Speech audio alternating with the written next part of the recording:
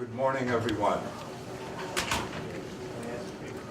Just a short while ago, I had the opportunity to speak with Antonio Ferreira, the father of Christine Ferreira, to let him and his wife know that we have charged 3 defendants with the murder of their daughter, carried out a series of raids, and executed a number of warrants, both federal and state, which the U.S. Attorney Carmen Ortiz will speak to shortly.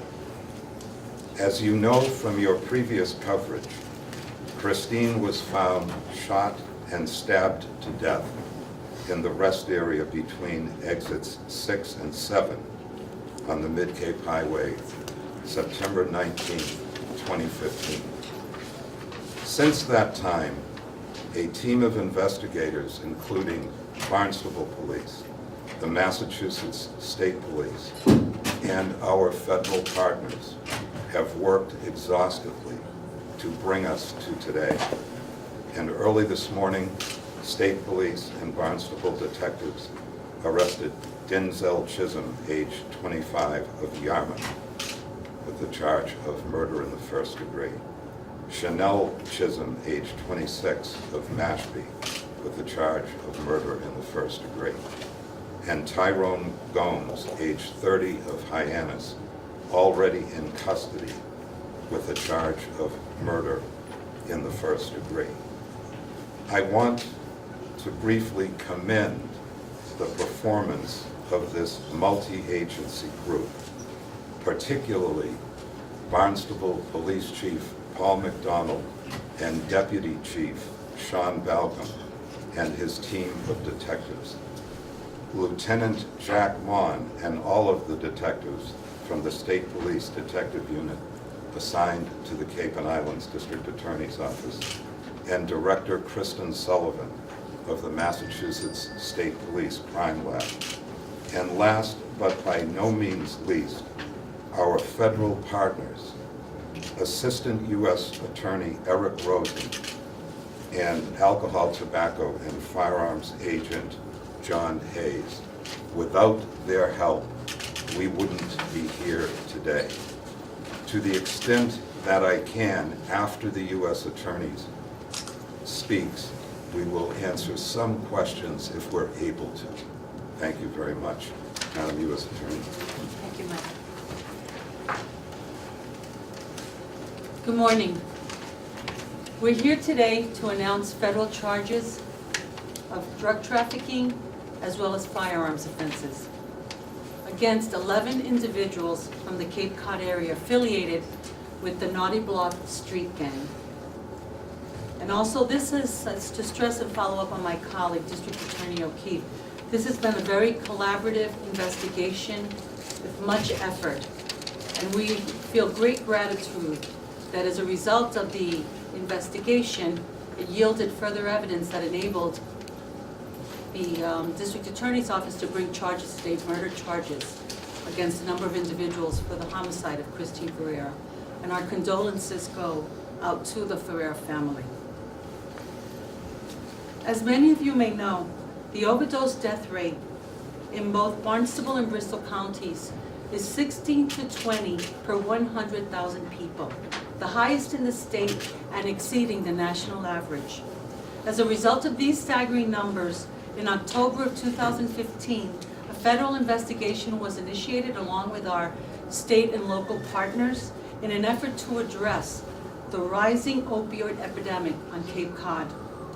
The investigation culminated in today's charges and the arrest of individuals who are alleged to be responsible for a significant amount of the drug distribution here on the Cape. It is alleged that Denzel Chisholm of West Yarmouth led a drug trafficking organization along with his co-defendant, Christopher Wilkins from Hyannis. And they together would pool cash, would buy heroin from a common source in New Bedford, and then distribute it to their customers for further distribution on the Cape. In mid-February, Wilkins and Chris Chisholm began distributing heroin that was tinted blue, and the blue was due to a particular cut that was placed into the heroin. This blue-tinted heroin, as the investigation continued, was seized from a variety of different sources throughout the Cape, indicating the widespread distribution of this type of heroin. Chisholm and Wilkins went to great lengths to stay under the radar and also to evade law enforcement. For instance, it is alleged that Chisholm used his girlfriend, Elise Mateo, to deliver heroin for him, as well as to store it in her Hyannis home. It's further alleged that both Chisholm and Wilkins also utilized a stash house operated by Beth Ann Hutchings to store and to sell heroin. Again, all in an effort to avoid detection by law enforcement. However, on March 12th of 2016, Chisholm left Hutchings a sample of the new batch of heroin for her to try. And that night, Hutchings overdosed and was found unresponsive by local authorities. Hutchings was administered Narcan by the police, and fortunately, they were able to save her life. In addition to the alleged drug trafficking activity, investigators intercepted calls in March of this year in which Benjamin Roderick offered to trade a .38 caliber firearm to Wilkins for 10 grams of heroin. And while Wilkins agreed to the exchange, investigators stopped Roderick's car on his way to the deal and were able to recover the firearm in Roderick's pants. In a separate related complaint, we've also charged Matthew Monroe, who was arrested and charged with selling an Uzi semi-automatic rifle to a cooperating witness inside a Hyannis hotel room. I think it goes without saying that the actions of these defendants has had a tremendous impact on this region's ability to combat the heroin overdose epidemic.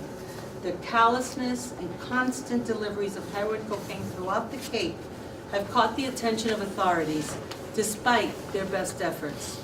Thanks to the hard work of the investigators in this case, we believe that today's arrests will make a difference and have an impact on the area's drug trade, and hopefully the overdose statistics, and most importantly, in solving a murder. You know, when we started this investigation, we were here focusing to determine what the evidence would yield.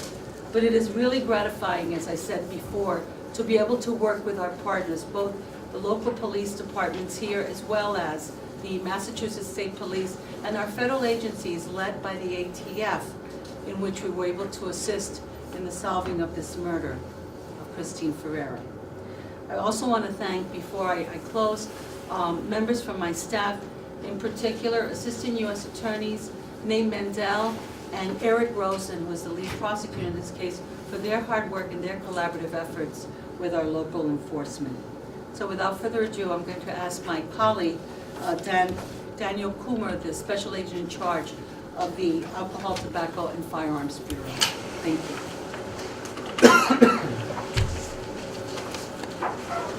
Thank you, U.S. Attorney Ortiz. Good morning.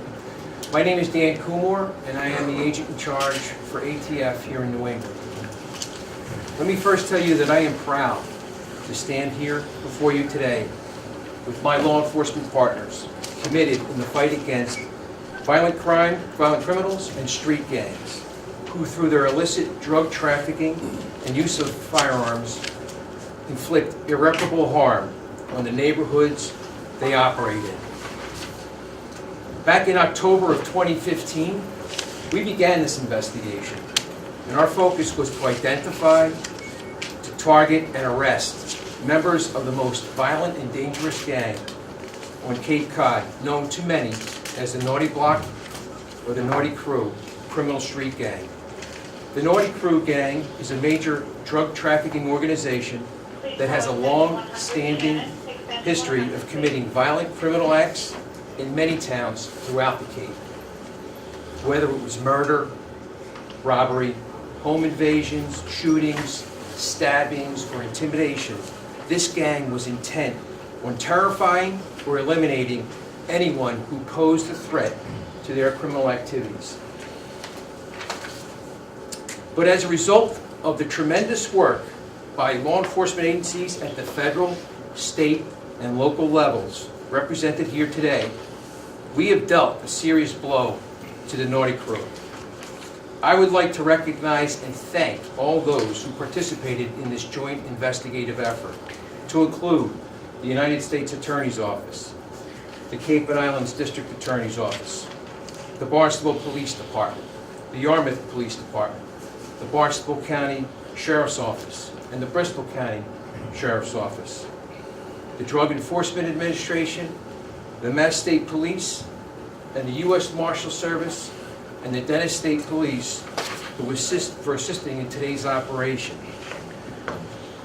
I can't tell you how proud I am of the agents, the detectives, the police officers, the analysts, and the prosecutors who worked on this case.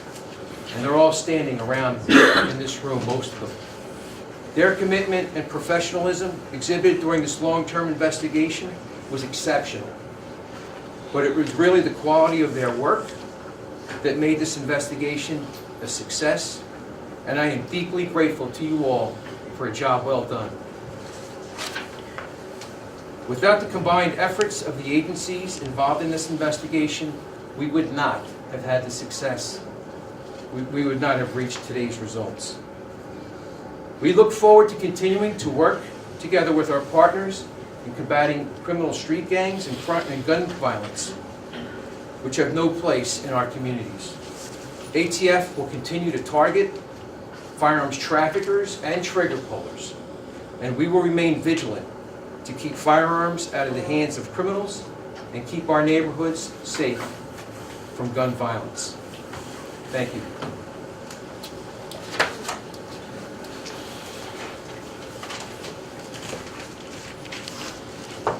Good morning.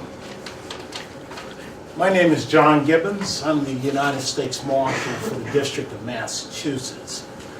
On behalf of the United States Marshal Service, I would like to thank United States Attorney Carmen Ortiz and her office, ATF Special Agent in Charge Dan Kumar, District Attorney Michael O'Keefe, Barnstable Police Chief McDonald, and all of the federal, state, and local law enforcement agencies here today for their hard work and commitment to this case. As evidenced by today's charges, including murder, firearm offenses, drug trafficking can cause devastating damage to our communities. The efforts by the dedicated law enforcement agencies appearing before you today led to the arrest of these individuals and seizure of multiple firearms and narcotics, which will make an immediate and direct impact on helping to reduce the availability of heroin on Cape Cod. The United States Marshal Service remains committed to standing with our law enforcement partners each and every day to making our communities safer. Thank you. Any questions? So how was the drug investigation related to Ms. Ferreira's death? Like what happened, what did you learn happened to her? I'm going to direct you to the affidavit in our complaint, which provides some information with respect to a stop that was made and statements that were made that led and provided additional evidence. But I don't want to specifically talk about the homicide. It's not within our jurisdiction and it is a pending case. Can you repeat the names of the three you've charged with murder again? We heard Chisholm, Tyrone Gomes, and who else? Denzel Chisholm, Who's the other one? Chanel Chisholm. She's not listed anywhere on the 1 through 12. So is there a 14th then, in addition to Matthew Monroe? This affidavit has 12.